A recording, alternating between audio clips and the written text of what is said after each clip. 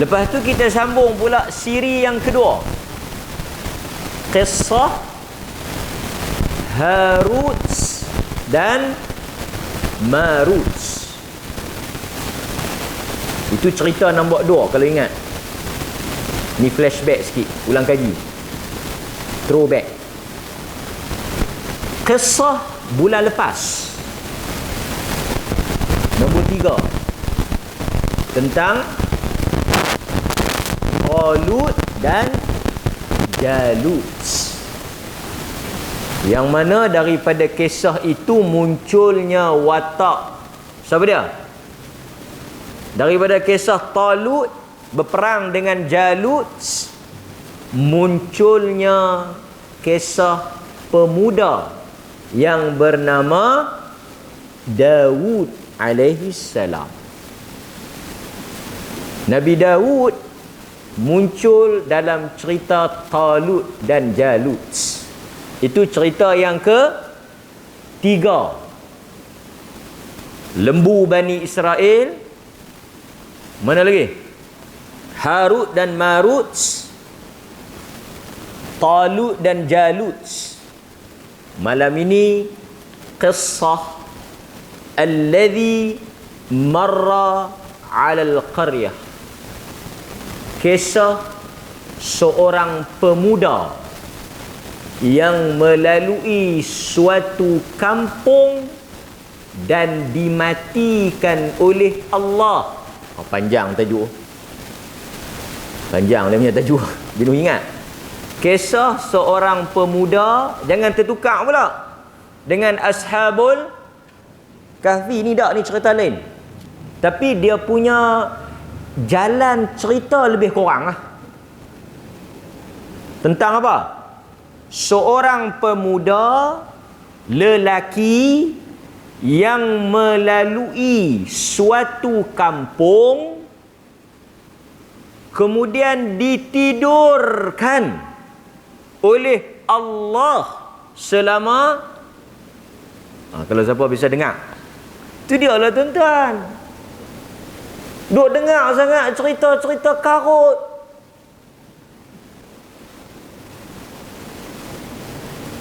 Cerita betul ya tak mau dengar.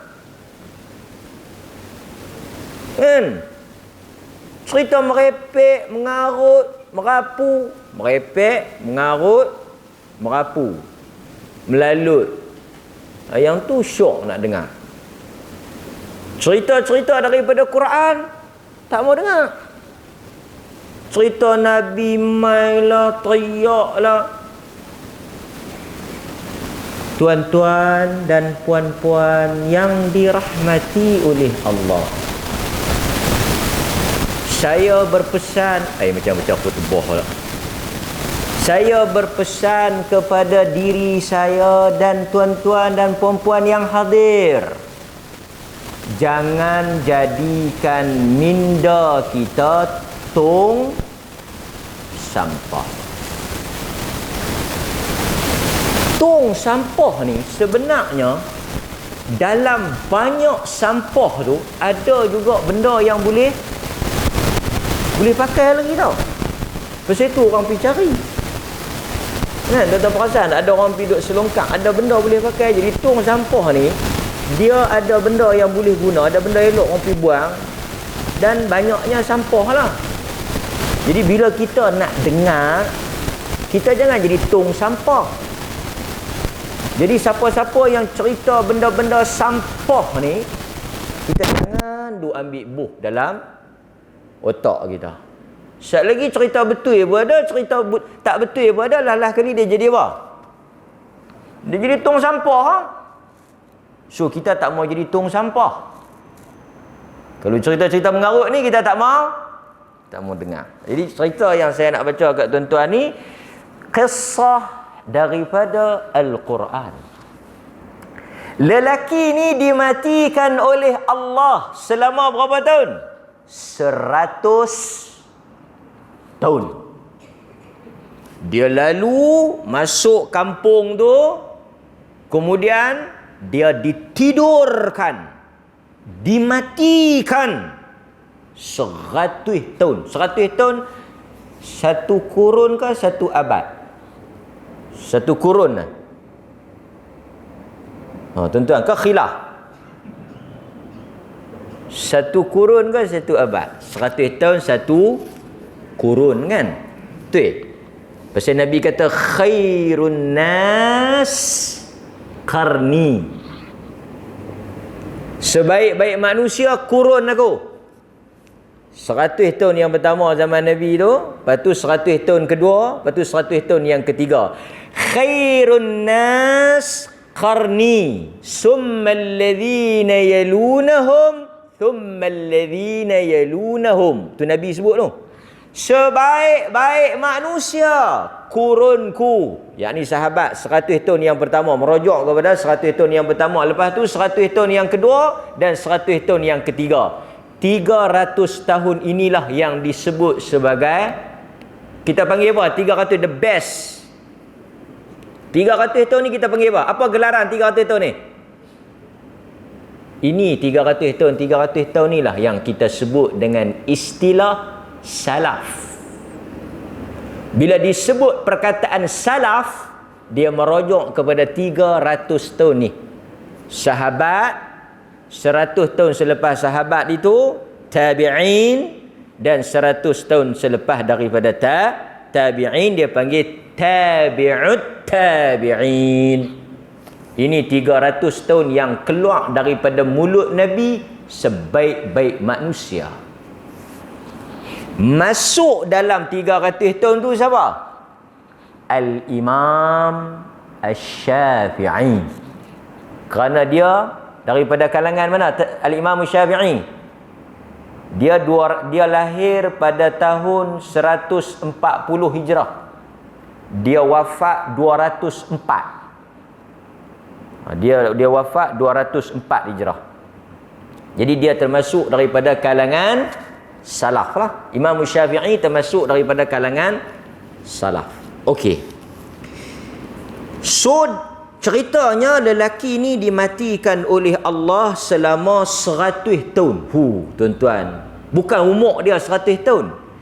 Dia ditidurkan oleh Allah 100 tahun. Jadi umur dia boleh jadi apa?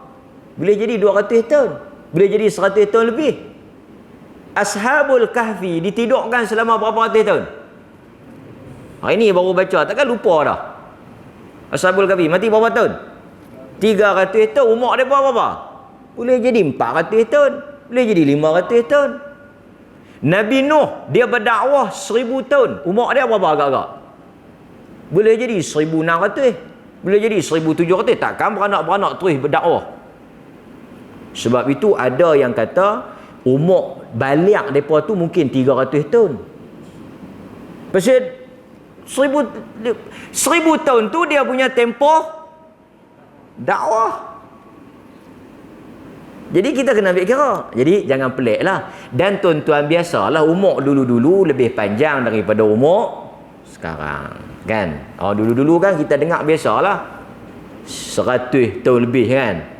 Tapi mai umur-umur kita ni dia kuih pendek ya. Dan majoriti umur Nabi Muhammad punya umat ni 70 tahun saja. Pasal itu kita kalau dengar orang 90 tahun lebih tu kita rasa pelik kan. Sebenarnya zaman dulu 90 tu biasa. Dia anggap pendek lah 90 tu. Kan? Baik tuan-tuan. So kita tengok. Tuan-tuan yang ada teks di dalam telefon boleh buka teks, jangan buka Facebook. Kita bagi rukhsah, kelonggaran. Tuan-tuan buka telefon, tengok Al-Baqarah 259. Senang nak cerita. Buka telefon. Kau dalam telefon tak ada Quran. Tadi saya pergi ceramah kat mana tahu kau perempuan, beg besar-besar. Saya kata cuba bawa keluar tengok apa dia dalam beg. Ada buku zikir.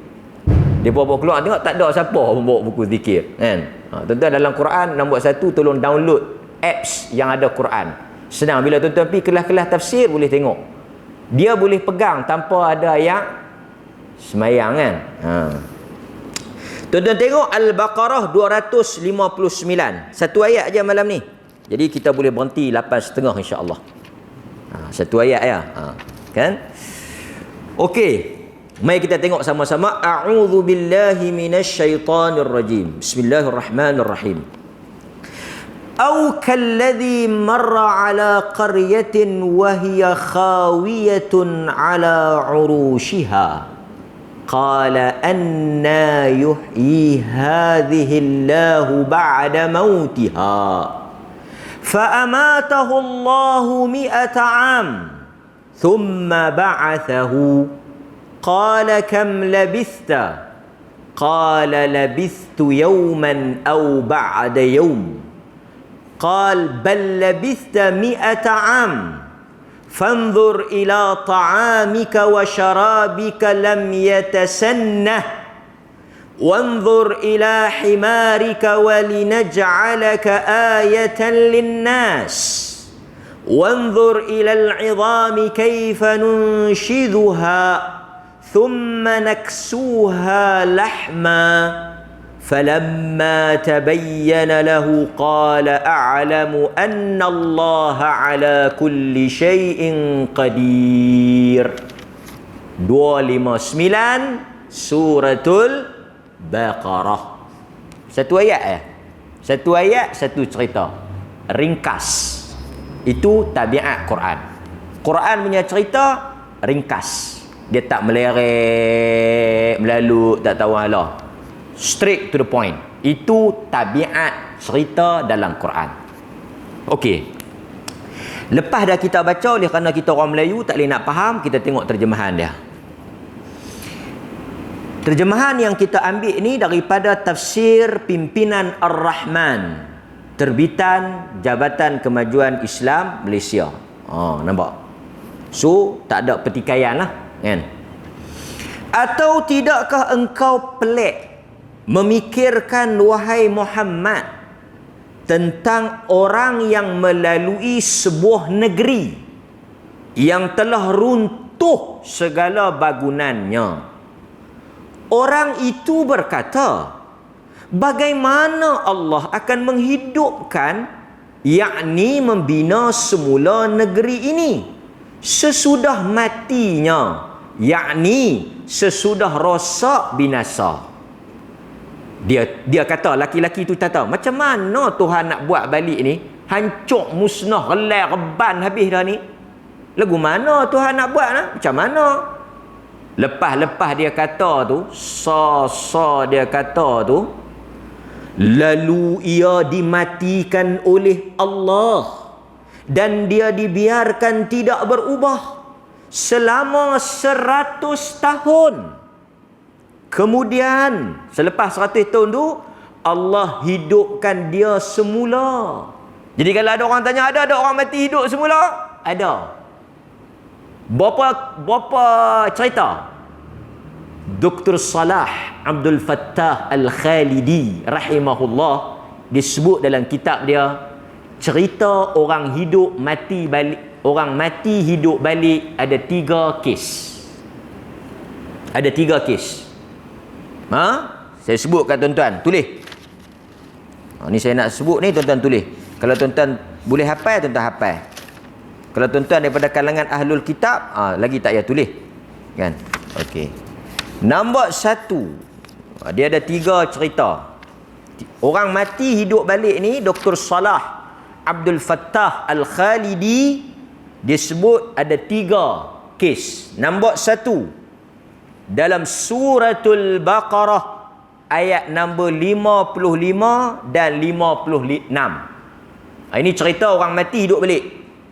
Al-Baqarah 55 dengan 56. Cerita siapa? Cerita Bani Israel cabak Nabi Musa nak tengok Tuhan dengan mata kepala. Depa kata dekat Nabi Musa, lan nu'mina laka hatta narallaha jahra, kami tak akan beriman kepada engkau Musa, kau suruh Allah Ta'ala tunjuk diri dia, kami nak tengok depan mata kami baru kami beriman. Lepas depa kata lagu tu, Tuhan sambak dengan kilat, mati cerah. Lepas tu Tuhan hidup balik. Tu cerita pertama, mati hidup semula. Al-Baqarah 55-56. Nombor 2 tuan-tuan, cerita satu kelompok yang keluar daripada kampung mereka, kemudian dimatikan oleh Allah, dihidupkan semula. Al-Baqarah 243. Al-Baqarah 243. Note 243 Al-Baqarah. Nampak? Iaitu cerita Allah Ta'ala sebut mereka ini dimatikan kemudian dihidupkan semula. Ada, memang ada cerita mati hidup balik ni. Nombor 3 tuan-tuan, kisah siapa yang mati hidup balik ni? Kisah Ashabul Kahfi dalam suratul Kahfi ayat 25. Dan yang termasuk kita duk baca ni lah. Ini semua cerita apa? Cerita orang mati hidup balik. Lain daripada tu muhung. Depa kata siapa dia kata mati hidup balik. Di mana ada yang keluar video mati hidup balik tu ada kan?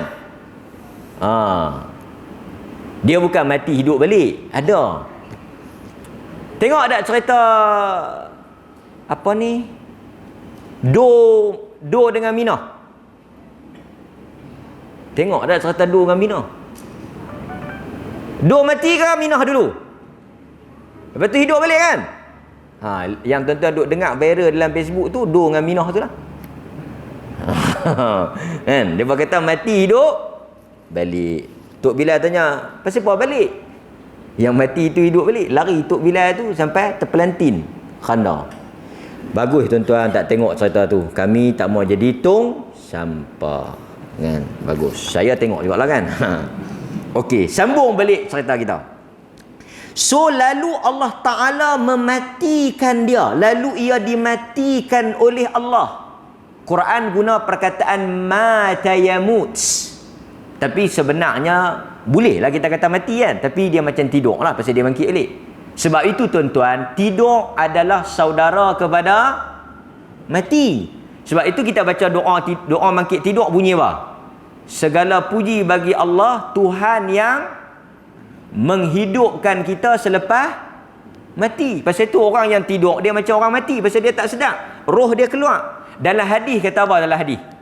Siapa yang Tuhan panjangkan umur, Tuhan lepaskan balik. Siapa yang Tuhan tak panjangkan umur, Tuhan pegang terus. Maksudnya dia mati tengah lena, mati tengah tidur. Pasal itu sebelum kita tidur, kita kena baca ayat kursi kan. Siapa-siapa baca ayat kursi, Allah Ta'ala lindung. Kalau dia mati dalam husnul khatimah lah kan. Pasal bila kita pejam mata tu, kita tak tentu lagi nak bangkit tau. Dalam Quran dia kata apa? Dalam Quran kata apa? Wa ma tadri nafsun madza taksibu ghada. Tak ada siapa yang boleh confirm esok dia bangkit ke tak. Maksud tidur tu adalah saudara mati. Macam matilah. Lalu dia dimatikan oleh Allah selama 100 tahun. Kemudian Allah hidupkan dia semula. Lalu Allah bertanya kepada dia. Allah tanya kepada lelaki-lelaki tu, berapa lama hang duduk di sini? Berapa lama engkau tinggal di sini? Dia bangkit-bangkit tuan-tuan. Lepas 100 tahun dia tengok baju dia okey. Dia tengok dia pun macam biasalah. Maksudnya 100 tahun. Agak-agak tuan-tuan kalau tuan-tuan tidur 2022, tuan-tuan bangkit 2122. Betul? Agak-agak tuan-tuan muka macam mana? Tengok-tengok di cermin terkejut tuan-tuan. Muka pun jadi lain. Kan? Jadi kedut, leher pun jadi landuk. Kan? Jadi tua. 100 tahun. Gigi pun tengok-tengok tah tinggal gaham. Tah gaham pun tak ada. Pasal dah tua. Tapi dia bangkit-bangkit dia tengok. Tahu dia jawab apa? Dia kata di sini, ia menjawab, ia tu lelaki itulah. Aku telah tinggal di sini sehari atau setengah hari. Tuan-tuan. 100 tahunnya cerita dia boleh kata half day. Bukan, satu dia kata full day, satu dia kata sehari. Sehari semalam, boleh jadi sehari aku duduk sini. Rasa macam lama. Tengok-tengok, dah kot. Sekerat hari kot. Sekerat hari. Apa Tuhan kata apa tengok? Tuhan kata, Allah berfirman, tidak benar. Bukan sehari. Bukan setengah hari. Bahkan engkau telah tinggal, yakni berkeadaan demikian selama 100 tahun. 100 tahun dah hang tidur, 100 tahun dah hang mati. Oleh itu perhatikanlah. Tuhan kata, perhatikanlah kepada makanan dan minumanmu, masih tidak berubah keadaannya. Tengok makanan yang hang bawa dengan minuman hang tu, keadaan dia macam mana? Keadaan dia macam hari dia bawa. Tuan-tuan, hari dia bawa tu macam tu lah masa dia mangkit 100 tahun, tak rosak. Lam yatasanna, lam yataghayyar. Yatasanna ay yataghayyar, yakni tidak berubah, tak basi, tak rosak. Sekali saya baca, dia bawa apa dia? Pulut kucai ke apa ke? Ada. Tuan-tuan tunggu. Dia bawa apa? Okey. Oleh itu Quran kata apa lagi? Dan perhatikanlah pula kepada kaldaimu, himar. Maksudnya selain daripada makanan, dia ada juga kaldai. Kalau dalam Ashabul Kahfi, anjing. Kaldai dia mati. Kaldai dia mati, hanya tinggal tulang-tulang bersepah. Kami lakukan ini ialah untuk menjadikan engkau sebagai tanda kekuasaan kami bagi seluruh umat manusia. Dan lihatlah kepada tulang-tulang keldai tu. Keldai yang dia bawa tu dah habis relai, reput, dah habis apa semua, tulang duk bersepah. Allah Ta'ala kata, tengok tulang tu. Dia pun tengok tulang tu. Dia tengok tulang tu, kaifa, kita tengok pada ayat tu, kaifa nunshiduha thumma naksuha lahma. Tengok kepada ilal izam. Tengok izam, tulang tu, macam mana kami menyusunnya kembali. Thumma naksuha. Naksuha, perkataan naksuha tu memakaikan. Maksudnya tulang tu dia pakaikan apa? Kulit dengan daging.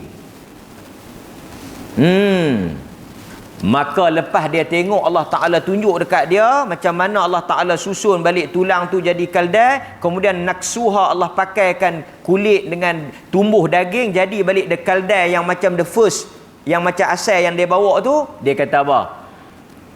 Lepas dia tengok tu, dia kata, a'lam anna Allah ala kulli syai'in qadir. Aku sekarang mengetahui bagaimana Allah Ta'ala maha berkuasa atas tiap-tiap sesuatu. Live. Masa tu tak ada Instagram. Kalau tidak, dia boleh buat live. Tak Instagram, dia boleh buat live, berapa ribu orang tengok. Macam mana Tuhan buat. Tapi dia seorang yang tengok. Tapi kita percaya tak? Cerita saya ni percaya ke tak? Siapa tak percaya, beratlah. Al-Baqarah 259. Bukan jenis ulama kata, tok guru kata, demam kita. Al-Baqarah 259. Tutup tajuk. So baru kita baca hak yang Dr. Salah kata apa. Baru kita tengok kitab. Okey, mula kita tengok ayat dia. So cerita ni cerita Quran. Nombor 4. Para ahli tafsir berbeza pandangan tentang nombor 1. Siapa lelaki tu? Cerita yang pertama, nombor 1, tajuk dia, siapakah lelaki tersebut? Pasal dalam ayat ni dia kata apa? Dia kata, au kalladhi marra ala qaryatin, iaitu satu orang yang melalui. Marra yamurru, dia melintasi satu qaryah, satu negeri, satu kampung. Yang kita duk guna qaryah tu, orang Melayu disebut qaryah. Perkataan yang betul qaryah. Arab, perkataan qaryah Arab tu maksudnya kampung, negeri, bandar, bolehlah kan. Pasal itu kita sebut Mekah tu apa dia? Ummul Qura, kan? Ibu kepada sekalian negeri. Tak apalah, balik cerita kita.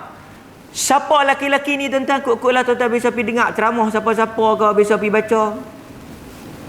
Uzair. Laki-laki ni dikatakan dia adalah Uzair. Tapi siapa yang kata? Israiliyat. Riwayat dia mari daripada Ka'ab Al-Ahbar daripada Wahab bin Munabbih. So dia punya line dia tu daripada Israiliyat. Betul ke laki-laki ni Uzair? Tak tahu. Lepas tu yang kata tak sah ni Israiliyat kata. Bila kita kata Israiliyat kata, apa makna dia? Quran tak kata, Nabi pun tak kata, Israiliyat yang kata. Siapa dia pula Uzair ni? Kalau tuan-tuan bisa baca dalam Quran, nama Uzair disebut. Tapi bukan cerita ni, cerita lain. Iaitu tuan-tuan ingat tak? Orang-orang Kristian sangat sayang kepada Isa. Kristian sangat sayang. Ulu ekstrim, melampau. Depa kata Isa anak Allah. Yahudi dia sayang siapa? Uzair. Yahudi ni dia sangat sayang Uzair. Dia kata Uzair anak Allah. Siapa dia Uzair ni? Sebahagian ulama kata Uzair adalah orang yang menghafal Taurah. Uzair ni orang yang hafal Taurat. Sakanlah macam orang hafal Quran lah. Al-Hafiz dia ni dia hafal Taurat. Dikatakan yang hafal Taurat ni Nabi Musa hafal, Nabi Harun hafal, Uzair hafal, Yusha bin Nun. 4 orang ni hafal. Jadi sakarlah. Bani Israel tak ada siapa hafal melainkan 4 orang ni. Jadi Uzair ni dia orang kuat ibadat. Dikatakan, pasal itu perkataan yang kita guna dikatakan. Yang dimaksudkan dengan lelaki ni dia adalah Uzair. Tapi saya ingatkan sekali lagi, ia bukan daripada sumber yang autentik. Bukan daripada sumber yang sahih daripada Israel. Tapi boleh tak kalau kita nak cerita ke orang? Boleh kan? Abang kata laki-laki ni Uzair. Tak apalah kan. Tapi Quran tak sebut. Lagi satu depa kata laki-laki ni bukan Uzair. Laki-laki ni Khidir. Nabi Khidir. Dialah yang kata watak laki-laki yang lalu kot kampung tu mati 100 tahun tu Khidir lah. Yang kata Khidir. Khidir tak payah cerita lah, pakat tahu kan Khidir dengan Musa punya cerita macam mana. Banyaklah lagi kata siapa dia ni, siapa dia ni, siapa dia ni. Kita mudah nak faham tuan-tuan. Biar Quran kata lelaki. Khidir pun tak apa, Uzair pun tak apa. Yang penting cerita ni memang jadi betul. Watak utama tu siapa dia sebenarnya kita serah kepada Allah Ta'ala. Tapi kalau tuan-tuan nak ambil sebagai maklumat tambahan, it's okay, no problem. Okey, nombor 2 dibincangkan pula apa dia? Dia bincangkan pula dalam cerita ni iaitu di manakah kampung berlakunya kisah ni? Qaryah tu di mana? Qaryah tu di mana? Jadi yang ni pun sebenarnya tak ada dalam Quran, tak ada dalam hadis. Jadi bila tak ada dalam Quran, tak ada dalam hadis, Israiliyat ada. Tu yang kata sakano. Kebanyakan cerita-cerita yang detail ni Israiliyat lah. Pasal depa ni berlaku zaman depa. Berlaku pada zaman Bani Israel. Jadi cerita turun-temurun lah. Kalau kita panggil macam detail story, dongeng lah, cerita hikayat kan? Boleh jadi betul, boleh jadi tak betul. Dikatakan ia berlaku di Baitul Maqdis. Kampung yang apa? Kampung yang musnah tu di Baitul Maqdis. Setelah diserang oleh tentera Babylon di Babil. Babil ni di mana? Di Iraq. Babylon. Jadi serang Baitul Maqdis, reban habis. Jadi dia kata kampung yang laki-laki Uzair tu pi tu Baitul Maqdis.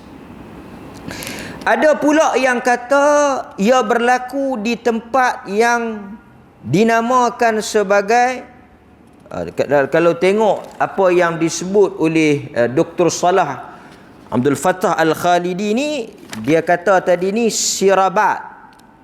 Di Sabir Abad, di Hizkil, Sabir Abad. Sabir Abad ni wallahu alam, ada yang kata dia di belah-belah Khurasan. Nama Sabir Abad. Tak apalah, di mana pun janji bukan guring. Yang pentingnya Quran tak sebut. Banyak lagi, ada 4-5 tempat lagi dia sebut. Okey, balik pada cerita. So laki-laki ni kalau tengok dia lalu di kampung tersebut, dia tengok kampung tu sunyi, tak ada orang, khawiyatun, tak ada manusia duduk di situ. Kita panggil apa ni? Macam tempat orang tinggal, apa? Kota tinggalan. Tak ada orang. Yang kedua, dia kata juga di sini khawiyatun ala urushiha. Tuan-tuan biasa tengok tak kota tinggalan Rom? Kalau tuan-tuan nak tengok, tuan-tuan boleh pergi ke Jordan. Saya bisa pergi Jordan. Tuan-tuan tengok ada kota tinggalan Rom, banyak. Yang tak ada apa dia? Ada, bukan yang tak ada. Yang tak ada nombor 2. Yang ada apa dia?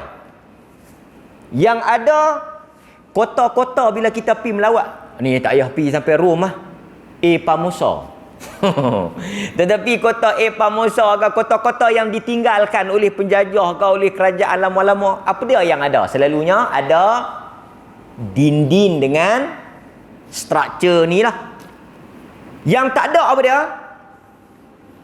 Yang dalam sesubuh binaan yang paling lemah sekali, struktur yang paling lemah sekali apa dia? Apa dia? Bumbung atap, sakfun. Yang paling lekeh sekali ni bumbung lah. Pasal tu kalau ribut, mana tercabut? Dia kata ribut teruk rumah aku, bumbung ada, dinding tercabut. Weh, hang bagi ketahuan. Amil nak pergi ambil laporan, nak ambil ni, nak maib nak ni. Apa dia yang rosak? Bumbung ada lagi elok, kukuh, dinding yang tak ada. Ini kita panggil 8 keajaiban dunia. Lepas daripada Taj Mahal, tembok Cina, rumah dia sakan. Yang paling lemah sekali, yang paling lekeh sekali, bumbung mesti tak ada. Pasal tu bila kita pergi kota-kota yang lama ni, dinding tu okey, kukuh. Pasal bila orang buat rumah, orang akan buat dinding. Pasal tu semayang diumpamakan sebagai bumbung ke dinding. As-salatu imanuddin. Semayang tu di tiang agama kan. Pasal tu bila orang buat bangunan, piling, lepas tu orang akan tiang dia bagi piling, bagi kemah, bagi tahan. Bumbung yang akan runtuh dulu. Tapi yang kata kota ni, yang kata teruk, sakan, dahsyat, reban, runtuh, lingkup, punah ni, dengan dinding-dinding pun kelal. Itu dia nak cerita khawiyatun ala urushiha. Artinya apa? Bumbung dia musnah, bumbung dia reban, bumbung dia runtuh, dan nak habaq lagi kata teruknya dia punya kemusnahan tu, dinding pun habis ranak. Oh, ini kita kata bukan kata tsunami ya, segala kat Armageddon ke apa ke tak tahu.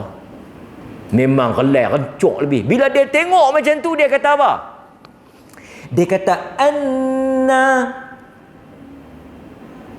anna. Dia tanya tau. Dia kata lagu mana, macam mana Tuhan nak buat balik ni, nak hidupkan semula. Di kalangan ahli tafsir, kalau tengok Dr. Salah Abdul Fattah Al-Khalidi, dia bahas, dia bunyi macam ni. Nombor 1, ni Dr. Salah yang sebut. Dia kata nombor 1 apa dia? Pertanyaan itu boleh dipahami di kalangan sebahagian ahli tafsir. Lelaki ni macam dia meragui kekuasaan Allah. Macam ni lah. Boleh ke Tuhan nak buat balik? Kita boleh faham betul tak macam tu? Boleh ke Tuhan nak buat balik? Soalan tu kita tak boleh sebut tau. Pasal apa? Siapa-siapa yang kata bolehkah Tuhan nak buat balik, dia berbeza dengan bagaimanakah Tuhan nak buat balik. Beza. Contoh ni contoh. Kita pergi rumah kawan tu, apa dia yang payah orang boleh buat yang kita pelik? Apa dia? Kerusi kayu kot, kerusi kayu ke apa ke? Kita apa beza soalannya? Bolehkah hang buat Kalau kita tanya macam tu, artinya apa? Awak hang tak percaya kata aku boleh buat? Artinya dia macam tak yakin kau tu boleh buat. Pasal tu dia tanya, bolehkah hang buat? Ya aku tahu hang tak erti apa. Tapi kalau dia tanya, kalau soalan dia macam ni, dia pergi tengok kita buat kerusi daripada pokok kayu. Kita tebang-tebang, kita ukiak-ukiak jadi kerusi. Hang buat macam mana? Beza tak soalannya? Bolehkah hang buat dengan macam mana hang buat, beza tak? Dalam bahasa Arab, bagaimana tu kaifa. Bolehkah tu hal. Dalam ayat ni, sebahagian faham bolehkah. Artinya laki-laki ni syok. Dia ragu pada kekuasaan Allah. Okey? Tetapi jumhur ulama kata dia bukan ragu. Lelaki ni lelaki yang beriman, tahu? Lelaki ni lelaki yang beriman. Dia macam Nabi mana? Siapa yang tanya Tuhan buat macam mana? Nabi mana? Tuan-tuan, Nabi mana yang tanya siapa buat? Nabi mana yang tanya macam mana Tuhan buat? Tuhan hidupkan orang. Nabi mana? Nabi Ibrahim. Kalau tuan-tuan tak percaya, tuan-tuan duk tengok ayat tu kan? Tuan-tuan tengok 259. Kalau tuan-tuan tengok pada ayat yang sebelum tu ke selepas tu, yang cerita nampak? Okey, yang cerita Nabi Ibrahim bertanya. Tuan-tuan tengok ayat sebelum tu, yang mana Nabi Ibrahim bertanya kepada Allah. Tengok ayat 258. 258. Tengok 258. Tuan-tuan tengok atas sikit 258. Nabi Ibrahim ni Nabi Ibrahim. Tidakkah engkau pelik wahai Muhammad tentang orang yang berhujah membantah Nabi Ibrahim dengan sombongnya mengenai Tuhannya, kerana Allah memberikan orang itu kuasa pemerintahan. Ketika Nabi Ibrahim berkata, Tuhanku ialah yang menghidup dan yang mematikan. Ia menjawab, ni cerita siapa? Dia dengan Fir'aun. Lepas tu sambungan daripada ayat tu 260, 258, 259, tengok 260. Kemudian Nabi Ibrahim berkata, ni cerita Nabi Ibrahim, tengah-tengah tu cerita laki-laki tu. Nabi Ibrahim kata apa? Nabi Ibrahim berkata, wahai Tuhanku, tunjukkanlah kepadaku bagaimana engkau menghidupkan makhluk yang mati. Tuan-tuan, Nabi Ibrahim tak percaya ke percaya? Nabi Ibrahim percaya Tuhan boleh buat ke dia tak percaya? Dia percaya, tapi dia tanya tu untuk apa? Untuk dia nak tengok macam mana. So macam itulah lelaki tadi. Dia bukan tak percaya, dia bukan ragu, cuma dia nak tengok macam mana. Tuan-tuan nak tengok tak macam mana? Kita tak ada lah kelebihan nak tengok tu, tapi kita boleh baca. Kita baca macam mana Tuhan buat. Okey. Lalu bila dia kata macam mana dia nak tengok, dia nak tahu macam mana Tuhan menghidupkan orang mati, macam mana Tuhan build up balik bangunan yang runtuh tu, macam mana Tuhan boleh buat. Ini yang kita panggil beriman dengan kebangkitan semula. Dia tanya macam mana? Allah Ta'ala terus matikan dia. Ni nak tunjuk kata Syed Qutb sebut dalam kitab ni. Dr. Salah petik perkataan Syed Qutb. Syed Qutb kata nak tunjuk dekat dia terus. Tak mau nak cakap, tak mau nak cerita, tak mau nak terang, terus bagi dia tengok, terus bagi dia rasa. Live. Macam mana? Hang tanya kan macam mana orang mati hidup balik? Allah hang mati dulu. Ini yang dia panggil setinggi-tinggi keyakinan bila kita rasa ke diri. Okey. Lalu Allah Ta'ala matikan laki-laki tu. Lepas tu Allah Ta'ala hidupkan balik. Allah Ta'ala tanya dia, macam ayat tadi kan, berapa lama hang hidup? Dia jawab, tuan-tuan. Dia jawab apa? Dia tak rasa lama. Tuan-tuan tidur rasa lama? Tuan-tuan tidur rasa lama tak? Nak tahu lama tak lama, kita azan dulu. Azan dulu. Azan kan? Betul? Azan, saat lagi kita perhabis. Cerita ni tinggal okey. Bismillah. Kita sambung sikit, tuan-tuan. Kemudian Allah Subhanahu wa taala tanya kepada dia, berapa lama dia Berapa lama dia tidur? Tuan-tuan, di kalangan para ulama, apabila dia mangkit daripada tidur, dia kata saya telah tidur 1 hari ataupun setengah hari, menunjukkan bahawa dia tidak rasa lama pun 100 tahun tu sat ya. Inilah yang akan dilalui oleh orang-orang beriman di dalam kubur. Seperti mana Allah menceritakan tentang kisah Nabi Adam AS. Tuan-tuan, esok bila mati, kalau tuan-tuan beriman, tuan-tuan akan tidur seperti apa? Dalam hadis ada cerita, tuan-tuan dan saya, kalau kita beriman, bertakwa, kita akan menikmati nikmat di dalam alam kubur, alam barzakh. Kita akan seolah-olah orang yang tidur pada malam pertama. Jadi kalau tuan-tuan tanya apa yang kita akan rasa dalam lubang kubur, kalau kita beriman, kalau kita beramal, kita tak rasa apa. Dan bila kita bangkit esok, apabila ditiupkan sangkakala, tuan-tuan bangkit semula daripada kubur, tuan-tuan baru bangkit tidur. Maksudnya, tuan-tuan biasa pergi berjalan jauh, tapi bukan driver, jenis penumpang, bantai lena tu. Tak ada start lena dah. Tak ada start lena dah. Dia pabah kerusi tu, dia ngerah tu, lepas tu dia duk buat terkejut. Sampai dah. Aku duk berasa macam kita baru bertolak. Dia lah. Mereluh punya bagus. Duk buat terkejut pula. Ini the feel. Inilah perasaan yang akan dilalui oleh orang-orang beriman di dalam kubur. Dia tak rasa apa. Dia tak rasa lama, dia tak rasa susah, dia tak rasa apa, tak rasa. Dia bangkit-bangkit. Dan esok bila tuan-tuan bangkit pada kubur, tuan-tuan tak rasa. Sebenarnya tuan-tuan dah mati beratus ribu tahun sebelum malaikat tiup tu. Dah ratus ribu tahun dah. Dah berapa abad, berjuta tahun dah. Bangkit-bangkit. Rasa macam tu. Inilah sesuatu yang sangat didambakan oleh orang beriman. Itu yang kita perlu mengaji, perlu beramal. Pasal bila kita nak masuk dalam lubang kubur tu, kita nak rasa macam orang yang tidur malam pertama pengantin. Berbeza dengan orang yang tak beriman.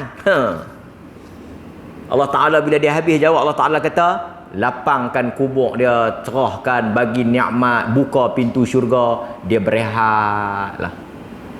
Kalau tuan-tuan ni duduk tempat selesa, tuan-tuan boleh duduk lama-lama? Boleh. Kalau naik kapal terbang kelas pertama 30 jam pun tak apa. Boleh berlunjuk, boleh makan, boleh apa semua. Cuba kalau duduk hak yang seksa punya kerusi, lambat nak sampai. Terseksa. Jadi soalan yang kita ambil, pengajaran yang kita nak bincang ni, kata para ulama, inilah suatu pengalaman yang diceritakan bagaimana orang beriman itu yang 100 tahun dia tidak rasa 100 tahun. Pasal apa dia tak rasa 100 tahun? Dia rasa macam setengah hari saja, singkat. Kerana Allah telah memberi kenikmatan pada dia. Itu yang kita akan tempuh dalam kubur tuan. Itu yang dilalui oleh orang beriman. Minta. Nampak? Lepas tu Allah Ta'ala kata tak. Allah kata tak, bal labista bukan setengah hari, bukan sekali hari, 100 tahun. So Allah Ta'ala buat perbandingan. Allah Ta'ala suruh dia tengok apa? Pertama, tengok makanan dengan minuman. Dikatakan dalam riwayat yang dibawa ni, makanan yang dia bawa tu adalah khubz, roti. Roti. Manakala minuman yang dia bawa tu asir. Ila ta'amika, Quran sebut ta'am, makanan. Apa dia? Apa dia makanan tu? Roti, khubz. Syarab, minuman. Apa dia minuman tu? Asir, jus. Jus inab.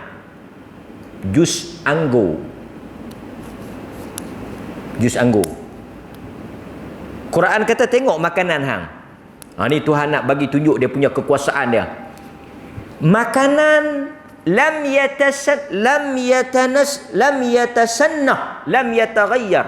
Makanan dia tak rosak. Oh dia tuan-tuan. Walha kalau ikut adat kata makanan ni benda yang paling mudah rosak tambah roti. Roti berapa hari tuan-tuan?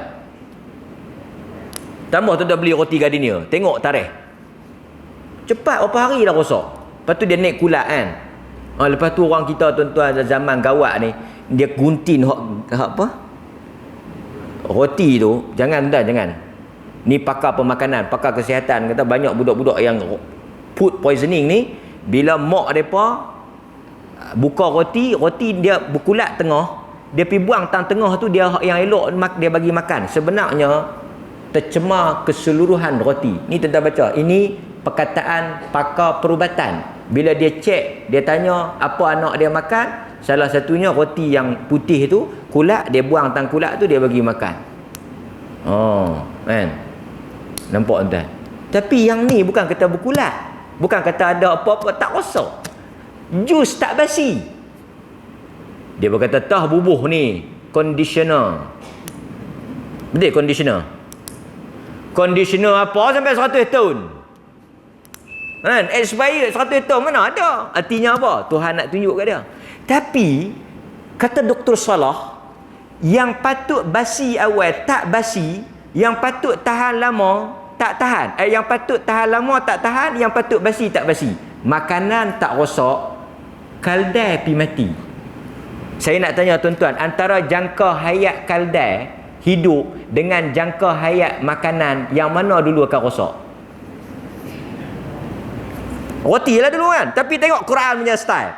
Quran Allah kata dia jaga makanan tu dan dia biar kaldai tu mati. Dia nak suruh kita tengok perbandingan. Dia berkuasa, makhluk tak ada kuasa. Okey, balik pada contoh kita. So dia tengok makanan tu tak rosak. Lepas tu Allah Ta'ala kata sekarang ni dia nak tunjuk terus visual, live, secara langsung. Hang tanya tadi macam mana kan? Kan tuan-tuan tengok yang 160 tu. 160 cerita Nabi Ibrahim tu, bila dia minta nak tengok, Allah Ta'ala buat apa? Allah berfirman, ambillah 4 ekor burung, kemudian kumpulkan olehmu, cincang semuanya, letakkan di atas tiap-tiap bukit. Ambil 4 ekor, cincang, letak bukit tu sikit, bukit ni sikit, bukit tu sikit, kan? Lepas tu panggil burung tu, serulah burung itu, semua akan datang kepadamu. Itu cara Tuhan tunjuk dekat Nabi Ibrahim. Lah ni cara macam mana Allah Ta'ala tunjuk kat laki-laki ni, Uzair ni? Allah Ta'ala tunjuk tulang-tulang tu, dia bergerak tau, bercantum. Tulang tu bercantum. Lepas tulang tu bercantum, tulang ni tulang rangka. Tumbuh daging. Lepas tu tumbuh kulit. Dia jadi balik kaldai yang asal. Allahu Akbar tuan-tuan. Kalau tuan-tuan tengok macam tu, tuan-tuan beriman tak? Beriman lah. Dan kata ahli tafsir, macam itulah Allah Ta'ala akan hidupkan kita balik. Bila tuan-tuan masuk dalam lubang kubur, hancur betul tak? Kelai kan? Tinggal jadi tulang belulang kan? Allah Ta'ala biarkan, dalam hadis kata Allah Ta'ala tinggal tulang punggung. Yang tak hancur tulang belakang tang punggung tu. Tulang tu saja yang tinggal. Dalam hadis kata, lepas tu dia jadi macam mana? Daripada tulang tu lah tuan-tuan akan membesar dan jadi balik orang. Macam ni. Lepas dia tengok dengan mata kepala dia, ini juga salah satu daripada dalil Allah Ta'ala suruh kita tengok alam. Lepas itu Allah kata, tidakkah kamu melihat afala yanzuruna ilal ibili kaifa khuliqat? Tengok macam mana aku buat unta, tengok macam mana aku buat langit tak ada tiang, tengok macam mana aku buat alam ini terbentang. Tengok. Pasal itu Allah suruh kita tengok. Pasal itu ayat Allah, tuan-tuan, ayat Allah ada 2 jenis. Tuan-tuan ingat, Ayat Allah ada berapa jenis? Ada dua. Satu, ayat Allah yang dibaca, makru'ah. Ayat Allah yang dibaca, Quran. Ayat Allah yang dibaca Quran. Kita baca, kita dapati kebesaran Allah, kekuasaan Allah, keagungan Allah. Yang ni dia panggil ayat Allah makru'ah, yang dibaca. Satu lagi, ayat Allah yang tak perlu dibaca, tak gaduh baca, manzurah, yang kena tengok. Ayat Allah juga. Pasal itu dalam ayat ni tuan-tuan tengok, ayat ni Allah guna perkataan apa? Tengok Mashaf. Allah guna pada perkataan 259 tu, Allah guna apa? Tengok. Allah kata walinaj'alaka ayah. Ayah mufrad. Ayah singular. Ayat plural. Apa makna ayah? Ayat? No. Ayah sign. S-I-G-N. Translation pada bahasa Inggeris sign. Apa dia maksud sign? Tanda. The sign of God, tanda Tuhan, kan? So Allah kata walinaj'alaka ayah, kami nak menjadikan kisah engkau sebagai petunjuk, tanda, bukti kebesaran kami. Pasal itu kata ulama, ada orang yang berjumpa dengan Tuhan melalui ayat yang dia baca. Ada orang yang jumpa Tuhan. Jumpa Tuhan tu tak maksud apa? Artinya dia mendapat hidayah, dia mendapat agama, dia mendapat kebenaran, bukan melalui bacaan, tapi melalui dia melihat. Ada orang dia masuk Islam kerana dia kaji Quran. Ada orang masuk Islam kerana dia tengok alam. So, kadang-kadang kita baca, kita dapat hidayah. Kadang-kadang dengan kita tengok. Pergi berjalan kan? Pergi tengok bukit, gunung. Krepek pun ada kilang buat. Maruku pun ni, geng-geng ni duk jual ada kilang duk buat. Takkan alam ni tak ada siapa buat? Pasal itu Allah Ta'ala tanya kan? Allah Ta'ala tanya, ingat tak kita belajar? Allah kata, berkuasakah berhala tu? Berhala yang hampa duk sembah tu berkuasa tak? Hampa hidang makanan dekat dia. Dalam Quran kan, dalam surah Al-An'am, kalau tak silap saya, dalam surah Al-An'am Allah kata apa? Hampa tengok lekehnya berhala yang disembah tu, lalat mai hurung hidung dia pun dia tak boleh tepih. Tu Allah sebut. Allah suruh kita fikir. Betul tak? Lalat mai hurung depa, lalat mai hurung makanan, lalat mai hurung berhala. Boleh berhala tu tepih lalat tu? Boleh tak? Lalat pun tak boleh tepih, macam mana dia nak buat apa? Da'ufat talib wal matlub. Lemahnya yang meminta dan yang diminta. Maksudnya hampa yang pergi minta kat dia pun teruk, yang dia yang minta diminta pun teruk. Allah bagi perumpamaan zubab, lalat. Kalau lalat punya lekeh pun tak boleh tepih, dia pun kita kena tolong. Lalat mai hurung dia kita kena tepih, tolong halau kat dia. Dia sendiri tak boleh tolong. Tuan-tuan, akal. Allah suruh berfikir. Afala tatafakkarun? Afala yatadabbarun? Tengok, guna akal. So tuan-tuan, last kali tuan-tuan saya nak bagi homework. Oleh kerana kita kelas bulanan ni ada homework sikit.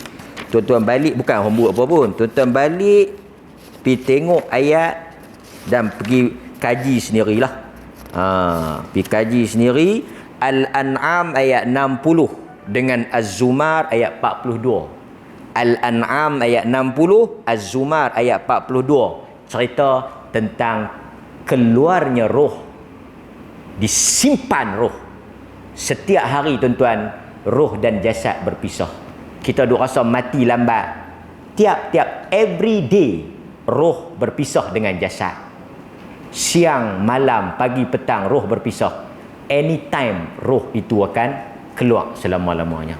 Jangan rasa kita bangsa tongkat dunia. Aqulu ma sami'tum astaghfirullahal azim li wa lakum wa billahi taufiq wal hidayah. Wassalamualaikum warahmatullahi wabarakatuh.